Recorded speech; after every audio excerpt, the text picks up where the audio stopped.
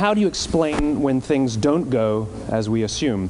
Or better, how do you explain when others are able to achieve things that seem to defy all of the assumptions?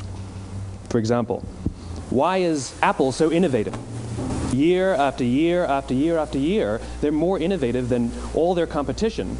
And yet, they're just a computer company. They're just like everyone else.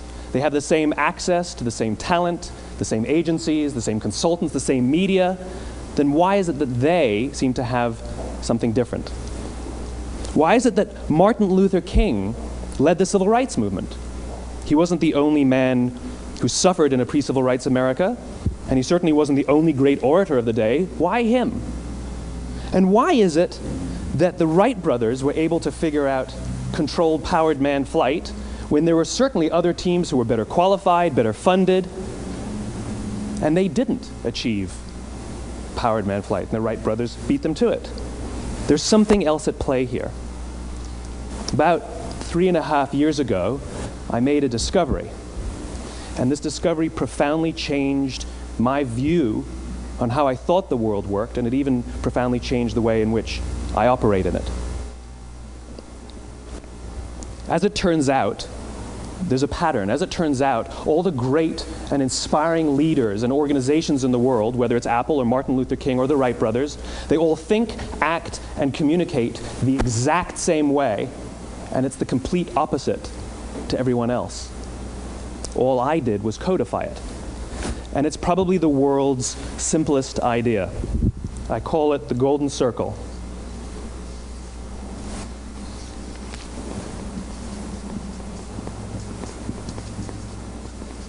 Why, how, what? This little idea explains why some organizations and some leaders are able to inspire where others aren't. Let me define the terms really quickly. Every single person, every single organization on the planet knows what they do, 100%. Some know how they do it, whether you call it your differentiating value proposition or your proprietary process or your USP. But very, very few people or organizations know why they do what they do. And by why, I don't mean to make a profit. That's a result. It's always a result. By why, I mean what's your purpose? What's your cause? What's your belief? Why does your organization exist? Why do you get out of bed in the morning? And why should anyone care? Well, as a result, the way we think, the way we act, the way we communicate is from the outside in. It's obvious. We go from the clearest thing to the fuzziest thing. But the inspired leaders and the inspired organizations, regardless of their size, regardless of their industry, all think, act, and communicate from the inside out. Let me give you an example. I use Apple because they're easy to understand and everybody gets it. If Apple were like everyone else, a marketing message from them might sound like this. We make great computers. They're beautifully designed, simple to use, and user-friendly. Want to buy one? Meh. And that's how most of us communicate. That's how most marketing is done, that's how most sales is done, and that's how most of us communicate interpersonally. We say what we do, we say how we're different or how we're better, and we expect some sort of behavior, a purchase, a vote, something like that. Here's our new law firm. We have the best lawyers with the biggest clients. We have, we always perform for our clients, do business with us. Here's our new car. It gets great gas mileage. It has, leather seats. Buy our car. But it's uninspiring. Here's how Apple actually communicates. Everything we do, we believe in challenging the status quo. We believe in thinking differently. The way we challenge the status quo is by making our products beautifully designed, simple to use, and user-friendly. We just happen to make great computers. Want to buy one? Totally different, right? You're ready to buy a computer from me. All I did was reverse the order of the information. What it proves to us is that people don't buy what you do, people buy why you do it. People don't buy what you do, they buy why you do it. This explains why every single person in this room is perfectly comfortable buying a computer from Apple. But we're also perfectly comfortable buying an MP3 player from Apple, or a phone from Apple, or a DVR from Apple. But as I said before, Apple's just a computer company. There's nothing that distinguishes them structurally from any of their competitors. Their competitors are all equally qualified to make all of these products. In fact, they tried. A few years ago, Gateway came out with flat-screen TVs. They're eminently qualified to make flat-screen TVs. They've been making flat-screen monitors for years. Nobody bought one.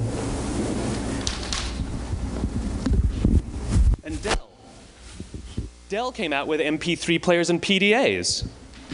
And they make great quality products, and they can make perfectly well-designed products, and nobody bought one. In fact, talking about it now, we can't even imagine buying an MP3 player from Dell. Why would you buy an MP3 player from a computer company? But we do it every day. People don't buy what you do, they buy why you do it. The goal is not to do business with everybody who needs what you have. The goal is to do business with people who believe what you believe. Here's the best part. None of what I'm telling you is my opinion. It's all grounded in the tenets of biology, not psychology, biology. If you look at a cross-section of the human brain, looking from the top down, what you see is the human brain is actually broken into three major components that correlate perfectly with the golden circle. Our newest brain, our Homo sapien brain, our neocortex, corresponds with the what level. The neocortex is responsible for all of our rational and analytical thought and language.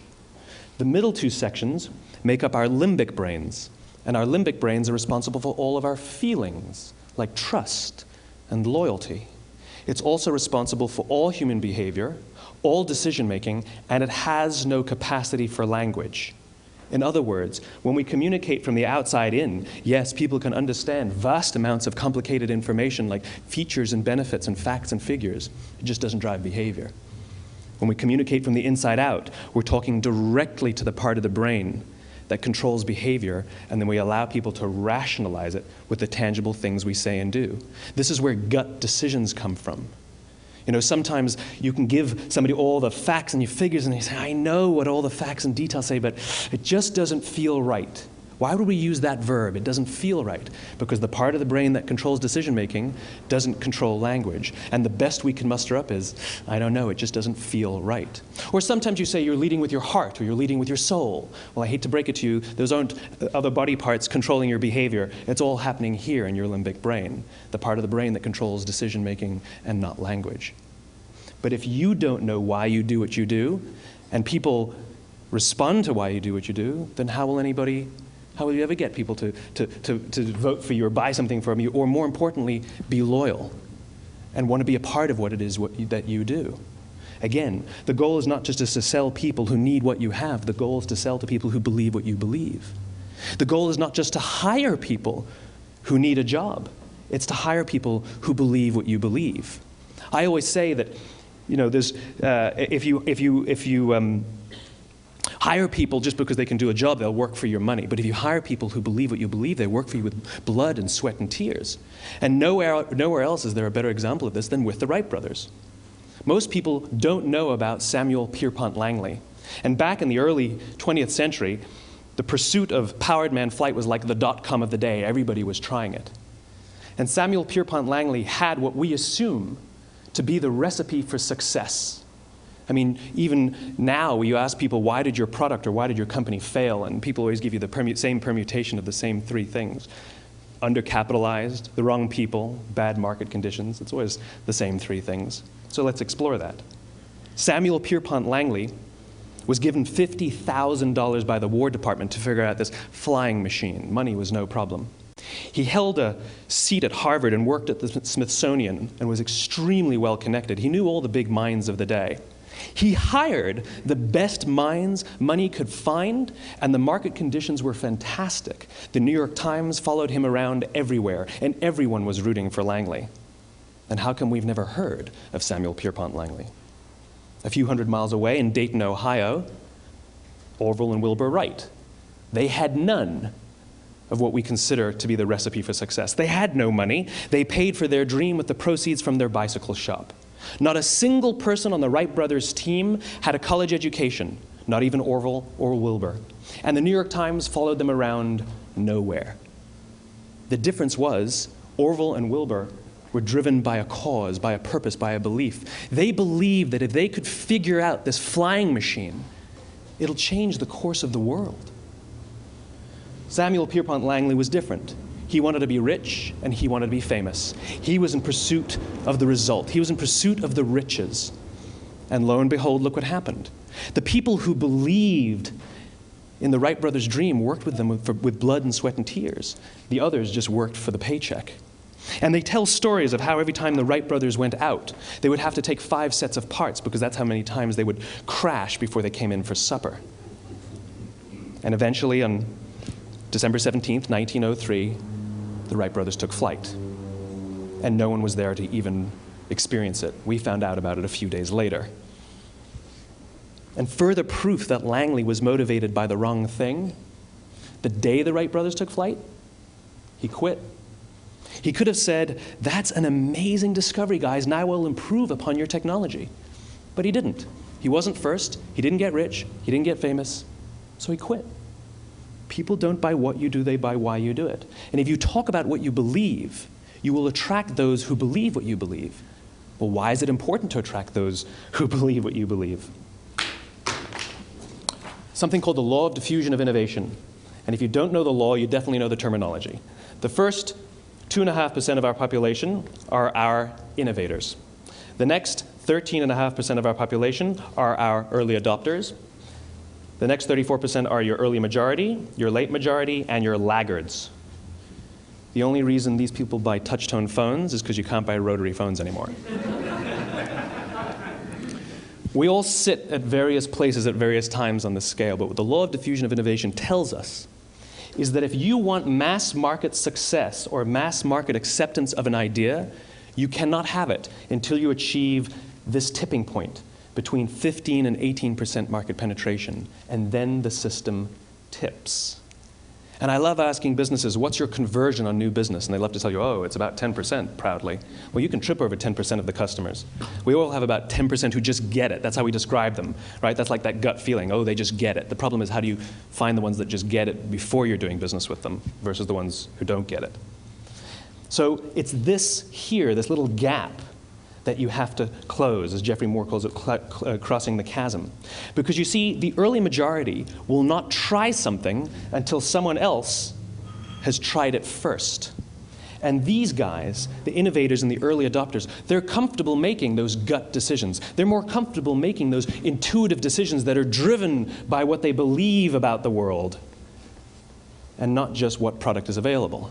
These are the people who stood online for 6 hours to buy an iPhone when they first came out, when you could have just walked into the store the next week and bought one off the shelf. These are the people who spent $40,000 on flat-screen TVs when they first came out, even though the technology was substandard. And by the way, they didn't do it because the technology was so great. They did it for themselves. It's because they wanted to be first. People don't buy what you do, they buy why you do it. And what you do simply proves what you believe. In fact, people will do the things that prove what they believe. The reason that person bought the iPhone in the first 6 hours, or stood in line for 6 hours, was because of what they believed about the world and how they wanted everybody to see them. They were first. People don't buy what you do, they buy why you do it. So let me give you a famous example, a famous failure and a famous success of the law of diffusion of innovation. First, the famous failure. It's a commercial example. As we said before a second ago, the recipe for success is money and the right people and the right marketing conditions, right? You should have success then. Look at TiVo. From the time TiVo came out about 8 or 9 years ago to this current day, they are the single highest quality product on the market. Hands down, there is no dispute. They were extremely well funded. Market conditions were fantastic. I mean, we use TiVo as a verb. I TiVo stuff on my piece of junk Time Warner DVR all the time. But TiVo is a commercial failure. They've never made money. And when they went IPO, their stock was at about $30 or $40 and then plummeted, and it's never traded above 10. In fact, I don't think it's even traded above 6, except for a couple of little spikes. Because you see, when TiVo launched their product, they told us all what they had.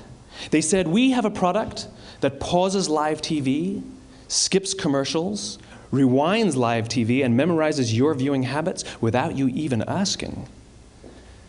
And the cynical majority said, we don't believe you, we don't need it, we don't like it, you're scaring us. What if they had said, if you're the kind of person who likes to have total control over every aspect of your life, boy, do we have a product for you. It pauses live TV, skips commercials, memorizes your viewing habits, etc., etc. People don't buy what you do, they buy why you do it, and what you do simply serves as the proof of what you believe. Now let me give you a successful example of the law of diffusion of innovation. In the summer of 1963, 250,000 people showed up on the Mall in Washington to hear Dr. King speak. They sent out no invitations, and there was no website to check the date. How do you do that? Well, Dr. King wasn't the only man in America who was a great orator. He wasn't the only man in America who suffered in a pre-civil rights America. In fact, some of his ideas were bad. But he had a gift. He didn't go around telling people what needed to change in America. He went around and told people what he believed. I believe, I believe, I believe, he told people. And people who believed what he believed took his cause and they made it their own, and they told people. And some of those people created structures to get the word out to even more people. And lo and behold, 250,000 people showed up on the right day, on the right time to hear him speak. How many of them showed up for him? 0. They showed up for themselves.